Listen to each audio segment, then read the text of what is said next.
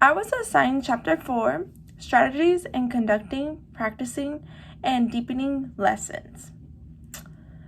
Chapter 4 was mainly about 3 concepts, which were examining similarities and differencing, examining errors in reasoning, and using structured practice sessions.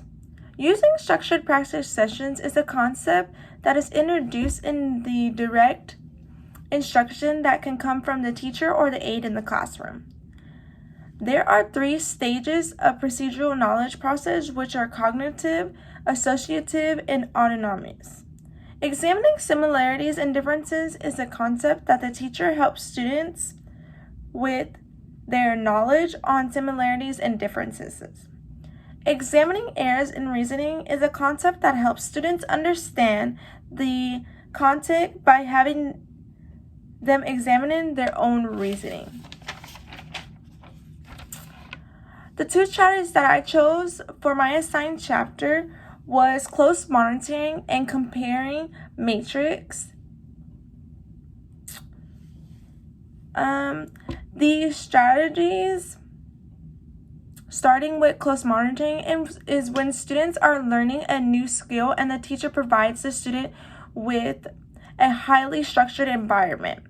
So for example, I work in RISE, which we do a lot of close monitoring. So the students do work on their own, but they have a very structured environment as far as like a visual schedule on what will come next, but they are able to do their work with just aides or teachers monitoring them.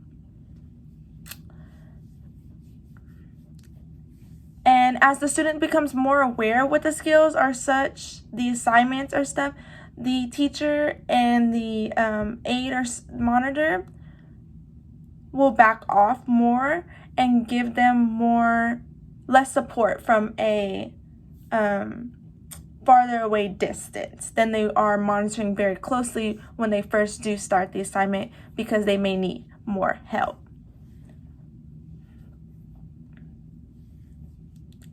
And this gives the students the opportunity to evaluate their own performance. And this strategy will be used in my classroom one day instead, as we do this most of the day.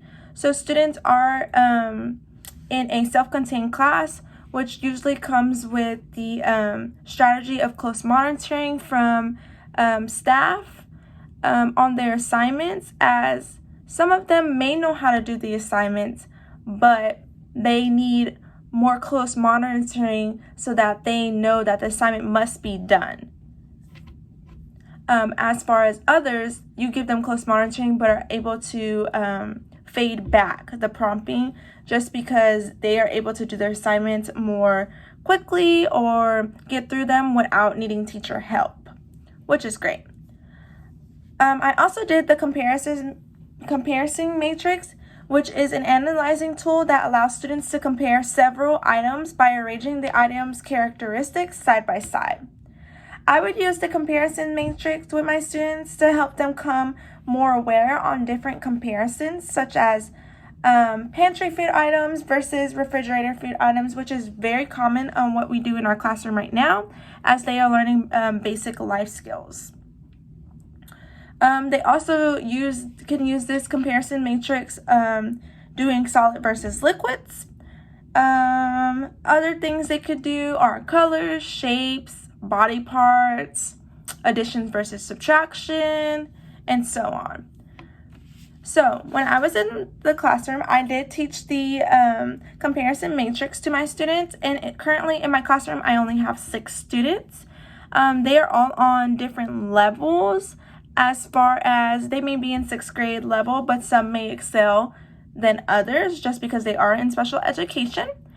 So what we did for one of my 4th graders is he used the comparison matrix, but he did it 3 different ways, as he is working on these 3 different goals for his IEP. So one was colors. So we set up the different colors and he was able to compare them. So as far as like give him a purple square, he was able to put it in the right category as far as like a purple flower or a purple heart or so on. We also worked on the shapes. So we had a triangle, a rectangle, a square, a circle, and an oval. And we handed him objects so that he could categorize them in the comparison matrix chart. And then lastly, for him, we also worked on the body parts. So we worked on, like, as far as we gave him a picture of a head, a little picture of an arm, and a little picture of a leg, and we would give him a foot, and he would have to put it in the right categorize it in the right body part. So for example, obviously, your foot wouldn't go on your head. You would categorize it with your leg as it connects to your leg. For another student that is working on how much coins are worth, we laid out the different coins: a quarter, a penny, a nickel, and a dime. And we gave him different objects that said how much it was worth if you wanted to buy it at the store. And he had to categorize it to the right coin, which is really good because that is one of his IEP goals.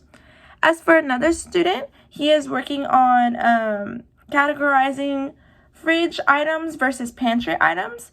So we were able to print out different pictures of objects that go in the fridge or the pantry and hand him the objects to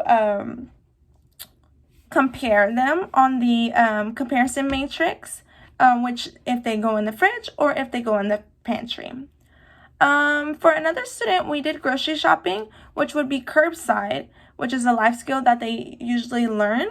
So instead of doing the fridge versus pantry, he actually had like brown paper bags, and connected on there was a grocery list on what the person had ordered, and he would have to categorize it, the different things in the different bags that they ordered. So that is kind of like a modified comparisons matrix, but it's still using the chart just with bags. For another student, we did do addition versus subtraction. So on the comparison matrix sheet, we gave him different problems that were already printed out with addition and subtraction, and he had to categorize them if you have to add or subtract. He also had some word problems to read to determine if they were addition or subtraction. And lastly, my other student worked on solids versus liquids. So we had different pictures that were solids and different pictures that were liquids, and he categorized them on the comparison matrix if they were solids or liquids. For the summarization, at the very end of the comparison matrix sheets, I had to modify it because some of my students aren't verbal. And what they did was, some of my students are able to write.